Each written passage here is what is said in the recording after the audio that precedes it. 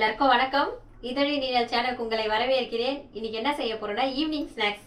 உருளைக்கிழங்க வச்சு சாயங்காலம் பசங்க ஸ்கூல்ல இருந்து வர டைமுக்கு ஆஃபீஸ்ல இருந்து எல்லாரும் வர டைமுக்கு ஒரு ஸ்நாக்ஸ் செஞ்சு கொடுக்கலாம். அது ரொம்ப நல்லாவும் இருக்கும், ரொம்ப ஈஸியாகவும் இருக்கும். வாங்க அது எப்படி செய்யலான்னு பார்க்கலாம். இதை செய்ய தேவையான பொருள் வந்து ஒரு 3 உருளைக்கிழங்கு நல்லா தோல் சீவி குட்டி குட்டியாக அரிஞ்சு வச்சிருக்கேன். இதை வேக வைக்கணும். அடுத்து வந்து 2 ஸ்பூன் அரிசி மாவு, 2 ஸ்பூன் கார்ன்ஃப்ளவர் மாவு எடுத்து வச்சிருக்கேன். தேவையான அளவு உப்பு, கருவேப்பிலையை வந்து நல்லா குட்டி குட்டியாக கட் பண்ணி வச்சிருக்கேன். அப்புறம் பேக்கிங் பவுடர் வந்து 1 ஸ்பூன் எடுத்து வச்சிருக்கேன். 1/4 ஸ்பூன் மிளகுத்தூள், 1/2 ஸ்பூன் கரம் மசாலா தூள், தேவையான அளவு சில்லி ஃப்ளேக்ஸ். அவ்வளோதான் தேவையான பொருள். இப்போ நம்ம செய்ய ஆரம்பிச்சுக்கலாம் வாங்க. அதுக்கு முதல்ல நம்ம ஸ்டவ் பற்ற வச்சு குக்கரை வச்சு இந்த உருளைக்கிழங்கெல்லாம் வச்சுக்கலாம். கொஞ்சமாக தண்ணி, இந்த கிழங்கு சும்மா கொஞ்சமாக ஊற்றினா போதும், ஒரு 1/2 டம்ளர் ஊற்றினா போதும். இதை மூடி போட்டு ஒரு 3 விசில் வர வச்சுக்கலாம். 3 விசில் வந்ததுக்கப்புறம் எடுத்து நம்ம என்ன செய்யலாம்னு பார்க்கலாம். 4 விசில் வந்துருச்சு. நான் ஸ்டவ் ஆஃப் பண்ணி விசிலும் அடங்கிடுச்சு. இப்போ நம்ம குக்கரை திறந்து கிழங்கு வந்துருச்சான்னு பார்க்கலாம். கிழங்கு இல்லை, கிழங்கு தான். ஆமா, உருளைக்கிழங்கு. நான் வச்ச தண்ணி கொஞ்சம் கூட இல்லாம சரியா போயிடுச்சு பாருங்க, தண்ணியே இல்லை. அதனால கொஞ்சமா வச்சா போதும். இப்போ இதை கொஞ்சம் ஆற வச்சு நம்ம மசிச்சுக்கலாம். எல்லாரும் வானவில் புரிய பார்த்துட்டு குக்கு வித் கோமலையை பார்த்து செஞ்சீங்களாக்கா? நிறைய பேர் கமெண்ட்ல எல்லாரும் அதே தான் கேட்டிருந்தீங்க. உண்மையாவே குக்கு வித் கோமலையை பார்த்து தான் செஞ்சேன். அவங்க செஞ்சாங்கல்ல, பார்த்தோன்னே ஒரு மாதிரி ஆசை வந்துருச்சு, நம்மள செஞ்சு பார்க்கலாம் அப்படின்னு தோணுச்சு. செஞ்ச உடனே வீடியோவும் போடலான்னு தோணுச்சு. ஆனா அவங்க வந்து கலர் பவுடர்லாம் போட்டிருந்தாங்க. நம்ம கலர் பவுடர் போட்டா வந்து வேண்டாம், வித்தியாசமா நம்ம இந்த மாதிரி செய்வோம்ட்டு என்னோட ஐடியா வச்சு பீட்ரூட் ஜூஸ் எடுத்து செய்வோம் அப்படின்னு செஞ்சு பார்த்தேன். பீட்ரூட் ஜூஸ், அந்த புதினா கொத்தமல்லி ஜூஸ் ரெண்டையும் போட்டதுனால அந்த பூரியுமே வந்து ஒரு மாதிரி எப்படி சொல்றது, நம்ம நார்மல் பூரி சாப்பிட்ற மாதிரி இல்லை, செம்ம டேஸ்டா வேற இருந்துச்சு, கலர்ஃபுல்லாவும் இருந்துச்சு. ஆனா கண்டிப்பா எல்லாரும் குழந்தைங்களும் செஞ்சு கொடுங்க. ஒரு பூரி 2 பூரி சாப்பிட்ற குழந்தைங்க வித்தியாசமா 2 3 பூரி 4 பூரி சாப்பிடுவாங்க. அவ்வளவுமே நல்லா இருந்துச்சு, உடம்புக்கு ஹெல்த்தியாவும் இருந்தது இல்லையா அது. அதனால எல்லாருமே இதே மாதிரி செஞ்சு பாருங்க. கண்டிப்பா குக்கு வித் கோமலையை பார்த்து தான் காப்பி அடிச்சு செஞ்சேன். சரிங்களா? பார்த்தீங்களா, உருளைக்கிழங்கு ஆறிடுச்சு. இதை மசிச்சுக்கலாம். ஏன் இதை முழுசாவே போட்டு நம்ம வேக வச்சிருக்கலாம்ல? எதுக்கு நான் அரிஞ்சு வேக வச்சேன்னா, அரிஞ்சு வேக வச்சா நம்மளுக்கு கேஸ் வந்து சேவ் ஆகும், வேலையும் சீக்கிரமாகும். உருளைக்கிழங்கு வேக வைக்கணும்னா நம்ம முழுசா வேக வச்சோம்னா ஒரு 6 விசில் வைக்கணும் இல்லையா? நம்ம அரிஞ்சிட்டு வேக வச்சோம்னா 3 விசில்ல வெந்துடும், நல்லா குயிக்கா வெந்துடும். நம்மளுக்கு சீக்கிரமா வேலையாகும், கேஸும் சேவ் ஆகும். கிச்சனுக்குள்ள போனோமா ஒரு 1/2 மணி நேரத்துல பிரேக்ஃபாஸ்ட் பண்ணிடலாம், 1 மணி நேரத்துல லஞ்சு முடிச்சுட்டு வெளியே வந்துடலாம். வேலை செய்யற வீட்லயே அப்படிதான் செய்வேன். குடுக்குன்னு கட் பண்ணி மாத்தி குக்கர்ல வச்சு ஒரு மணி நேரத்துல பிரேக்ஃபாஸ்ட் லஞ்சை முடிச்சிருவேன். கையில் பாப்பா கேட்க, அக்கா இவ்வளவு சீக்கிரம் எப்படிக்கா அப்படின்னு கேட்பாங்க. எல்லாருமே வேலை செய்யறதுக்கு நீங்க எப்படி தாங்க இவ்வளவு ஃபாஸ்டா வேலை செய்றீங்கன்ட்டு. இந்த மாதிரி நம்ம வந்து ஐடியா பண்ணி செஞ்சோம்னா குடுக்குன்னு முடிச்சிடலாம். இதே மாதிரி நீங்களும் ஐடியா பண்ணி செய்யுங்க. சரிங்களா? சரிங்க.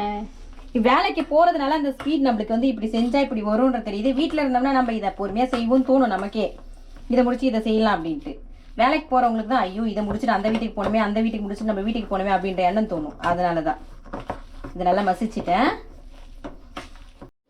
அவ்வளோதான். இது நல்லா ஒரு உண்டை இல்லாமல் நல்லா சுத்தமாக மழிச்சு வச்சுட்டேன், மாவு மாதிரி. இதெல்லாம் வழிச்சு எடுத்துக்கலாம். இதை வழிச்சு எடுத்தாச்சு. இப்போ இதுக்கு தேவையான பொருள்லாம் இதுக்குள்ளே சேர்த்துக்கலாம். இந்த உருளைக்கிழங்குல 1/2 ஸ்பூன் பேக்கிங் பவுடர் எடுத்து வச்சிருக்கல, அதை சேர்த்துக்கிறேன். 1/2 ஸ்பூன் கரம் மசாலா, 1/4 ஸ்பூன் மிளகுத்தூள் எடுத்து வச்சிருக்கல, அதையும் சேர்த்துக்கிறேன். தேவையான அளவு உப்பை சேர்த்துக்கிறேன். மாவும் போடுவோம், அதுக்கும் சேர்ந்த மாதிரி சேர்த்துக்கிறேன். இந்த சின்ன ஸ்பூனில் 1 ஸ்பூன் 1/2 ஸ்பூன் சில்லி ஃப்ளேக்ஸ் போட்டுக்கிறேன். அப்புறம் குட்டி குட்டியாக கட் பண்ண கருவேப்பிலையை சேர்த்துக்கிறேன். 2 ஸ்பூன் எடுத்து வச்சிருந்த அரிசி மாவு, 2 ஸ்பூனில் 3 ஸ்பூன் கார்ன்ஃப்ளவர் மாவு. இது எல்லாத்தையும் சேர்த்து நம்ம நல்லா பிசைஞ்சிக்கலாம். பிசைஞ்சிட்டு தண்ணி தேவைன்னா தெளிச்சு பிசைஞ்சிக்கலாம். ஏன்னா உருளைக்கிழங்குல வரும்ல ஈரம், அதனால தண்ணி தேவையில்லை, இதுலயே பிசைஞ்சிக்கலாம்னா இதுவே போதும் நமக்கு. செம்ம டேஸ்டா இருக்கும் இது. நம்ம டக்குன்னு வந்தமா உருளைக்கிழங்கு தான் 2 போட்டு குழந்தைங்களுக்கு டக்குன்னு செஞ்சு கொடுத்தோம், நல்லா விரும்பி சாப்பிடுவாங்க இதை.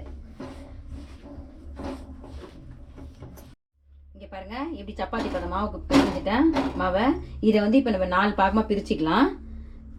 சப்பாத்தி தேய்க்கிற மாதிரி தேய்க்கணும். அதனால 4 உருண்டையா இதை பிடிச்சி நம்ம உருட்டிக்கலாம்.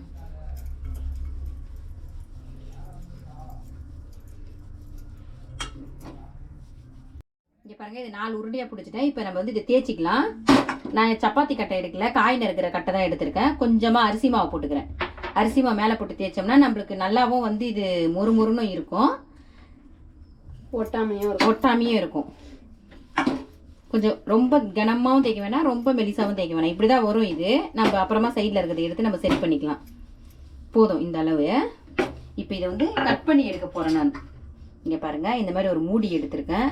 இந்த ரவுண்டாக வச்சு ரவுண்டு பண்ணிக்கிட்டேன். போச்சா? வரலையா? வரும் உள்ளே மாட்டிடுச்சு, வேறு ஒன்றும் இல்லை. அவ்வளோதான். இது அப்படியே ரவுண்டாக போட்டு பொறிக்கணுமா? இல்லை காமிக்கிறேன், வரேன். இதே மாதிரியே எல்லாத்தையும் கட் பண்ணிக்கலாம். இங்கே பாருங்கள், நான் ஒரு ரவுண்டு போட்டல, அதில் 4 வந்திருக்கு. இப்போ வந்து இதில் வந்து இப்படி ஸ்மைலியாமா கண்டுபிடிச்சிட்டேன். இப்போ வந்து ஒரு ஸ்பூன் எடுத்துருக்கேன் வாய் வைக்கிறதுக்கு. எனக்கு ஒன்றுமே தெரியல, வீடியோவில் கை மறைச்சிச்சு. சரி, கொஞ்ச நேரம் இரு, நான் பண்ணிட்டு காமிக்கிறேன். வந்துருச்சா? வாய் ஏன் இப்படி இருக்கு? சரி, வேற இதுல ஒழுங்கா காமி. பேய் மூஞ்சி மாதிரி இருக்குமா? ஏய் சீ விடு நாயே. இருங்க, நான் வேற வாய் வைக்கிறேன். ஸ்பூன் கத்தியில பண்றேன், அழகா வரும். அந்த பெரிய ஸ்பூன் அகலமா வருது. ஓகேவா? இது சிரிச்ச மூஞ்சாகுது. அதான் அது பேய் மூஞ்சி மாதிரி இருக்கு. அது ஸ்பூன்ல போட்டதுனால அப்படி வந்துருச்சு. கத்தியில போட்டா கரெக்டா வரும். எப்படிமா உங்களுக்கு இந்த திறமல? நான் யோசிச்சு இந்த மாதிரி பண்ணலான்ட்டு, அழகா இருக்குல்ல. பொய் சொல்லாதீங்க, என்கிட்ட தானே வாங்குனீங்க. ஓடி போவே, மூஞ்சிய பாரு, குடுக்குற மூஞ்சி, ஐடியா குடுக்குற மூஞ்சிய. இங்க பாருங்க, ஒரு உண்டையில 4 வந்துருச்சு. 4 ஸ்மைலியா போட்டேன். சூப்பரா இருக்கா? நல்லா இல்லையா? நல்லா இருக்கா சொல்லுங்க. இது வந்து நானு பெரிய வாயா இருக்கு, வாயாடின்னு சொல்லுவாங்க, அதனால பெரிய வாய். இது சௌமியா, இது சுபாஷ், இது அப்பா. சரிங்களா? 4 பேர். வாயே இல்ல, அதனால குட்டி வாயா. ஐயோ, ரொம்ப வாய், குட்டி வாய். அடுத்து வந்து வேற டிசைன் பண்ணலாம். இப்போ வந்து இதையே வந்து 4 ஆக்க போறேன். அடுத்ததுக்கு இதையும் 4. என்ன பண்ண போறோம்னா, இப்படி எடுத்து இதையும் நல்லா ரவுண்டா உருண்டை பிடிச்சிக்கணும். நல்லா அழுத்தி டைட்டா.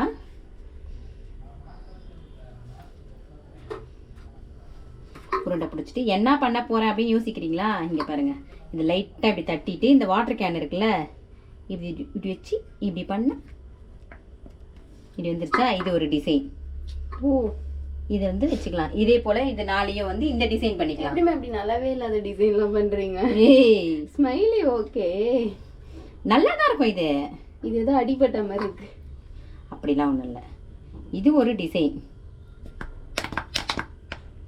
நான் ஒன்று ட்ரை பண்ண போறேன். பண்ணு. நல்லா இல்லாத நீ ஏன் ட்ரை பண்ற? தர முடியாது போ. நான் ஒன்று ட்ரை பண்ண போறேன் தான் சொன்னேன், இதை ட்ரை பண்ண போறேன்னு சொன்னேன். ஏன் செய்யப்படுறீங்க? இதுல வந்து எல்லாத்தையும் இதே மாதிரியே பண்ணிக்கிறேன். ஒரு உருண்டையில இங்க பாருங்க, அடுத்த ஒரு உருண்டையில 2 4 6 7 பீஸ் இந்த டிசைன்ல பண்ணியிருக்கேன்.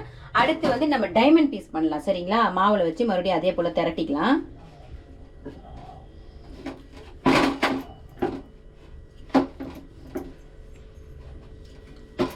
பாருங்க, ஒரு இது பண்றதுக்கு என்னென்னலாம் எடுத்து வச்சிருக்காங்க. வாட்டர் கேனு, கத்தி, ஸ்பூன். இது என்னதுமா இது? அது இல்லையா, புட்டு குழா. உள்ள புட்டு குழால புட்டு தள்ளுறது. ஓ, இப்படி வச்சு தள்ளுறதா? இது மந்திரவாதி குச்சி மாதிரியே இது. நீனே எல்லாமே தப்பு தப்பா பேசிட்டு இருக்கிற, உத வாங்குவ. கட் பண்ணிட்டு இருக்கீங்க. டைமண்ட் ஷேப் பின்ன கட் பண்ணாம எப்படி வரும்? தெரியாதா? ஈஸியா இருக்குல்ல இது.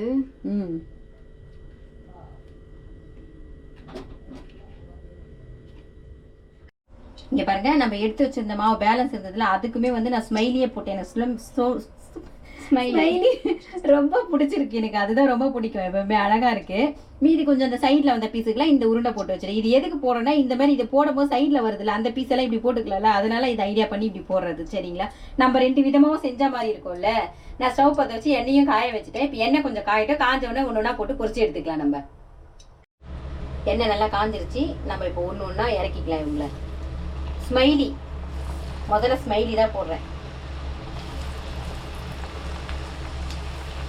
4 5 போதும். இப்போதைக்கு இது இந்த கடாயில் அவ்வளோதான் இடம் பிடிக்கும். இது செவந்து வரட்டும். இங்கே பாருங்க, எவ்வளோ ஜம்முன் கலர் மாறிடுச்சு. இப்போ இது எல்லாத்தையும் எடுத்துக்கலாம். நம்ம போட்ட ஸ்மைலி டிசைன் பெருசா தெரியவே இல்லை. தெரியுது. ஆறுனவுடனே நல்லா தெரியும். எண்ணெய்க்குள்ள இருக்கவே தெரியல. எண்ணெயை விட்டு எடுத்துட்டோம்னா நல்லா தெரியும். தெரியுது பாருங்க. கொஞ்சம் கொஞ்சம். அடுத்து போட்டுக்கலாம். வேற அடுத்து டைமண்ட் போட்டுக்கிறேன். நீங்கள் வந்து இந்த டைமண்ட் ஷேப்பும் ஸ்மைலியும் ஒன்றா போட்டுக்கலாம். அந்த உருண்டையாக போட்டுக்கிட்ட வந்து தனியாக தான் போடணும். ஏன்னா அது கொஞ்சம் குண்டாக இருக்கு இல்லையா. இது வந்து சப்பையாக இருக்கிறது சீக்கிரம் செய்விடும், அது குண்டாக இருக்கிறது கொஞ்சம் லேட்டாக செய்விடும். அதனால தான் இதை பொரிச்சுட்டு அடுத்து அந்த குண்டாக போட்டு கட்டிச்சேன்னா பொரிச்சு எடுத்துக்கலாம். அவ்வளோதான். ஈஸியாக 2 உருளைக்கிழங்கு இருந்தால் போதும். நம்ம வீட்லேயே டக்கு கிச்சனுக்குள்ளே வந்தோமா ஒரு ஸ்நாக்ஸ் ரெடி பண்ணி குழந்தைங்களுக்கு கொடுக்கலாம். அதுவும் இவ்வளோ அழகாக இப்படில டிசைனாக பண்ணி கொடுத்துட்டு சாப்பிட்டு பாருங்கள். சாப்பிட்டுட்டு எப்படி இருக்குன்னு கமெண்ட் பண்ணுங்கள், லைக் பண்ணுங்கள், ஷேர் பண்ணுங்கள். நம்ம சேனலை சப்ஸ்கிரைப் பண்ணாதவங்களா இருந்தால் சப்ஸ்கிரைப் பண்ணுங்கள். இந்த வீடியோ எல்லாருக்கும் ஷேர் பண்ணி விடுங்க. பாய்.